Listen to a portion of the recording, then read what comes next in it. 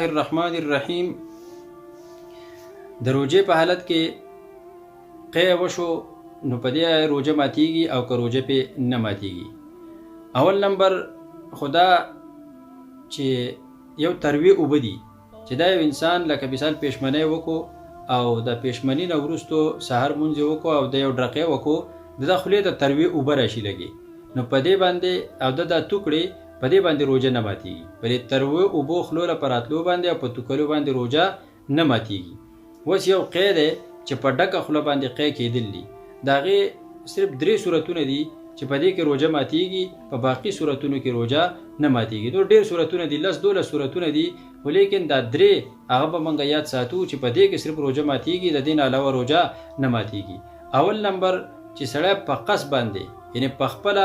قی هغه ځان له راولي او بیا یې تیر کړي، لږ تیر کړي او که ډېر تیر کړي، یعنې قی ته د ځانه نه دی راغلی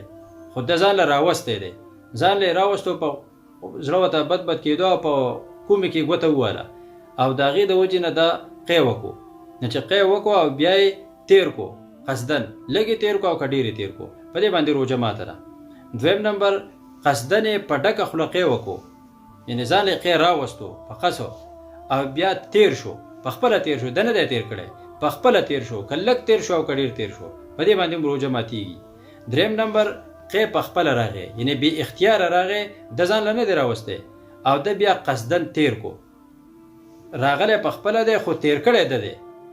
قی د ځانه راغی او ده قصدن آمدن تیر کو، که لږ یې تیر کړی او که ډېر یې تیر کړی، په دې دواړو صورتونو کې روژه ماتیږي. نو پته ولګېده چې عام حالتونو کې دا کم قی خلک کوي په دې روژه نه ماتیږي، ځکه یو خو هغه په خپله راشي او دویم دا خلک یې توکي،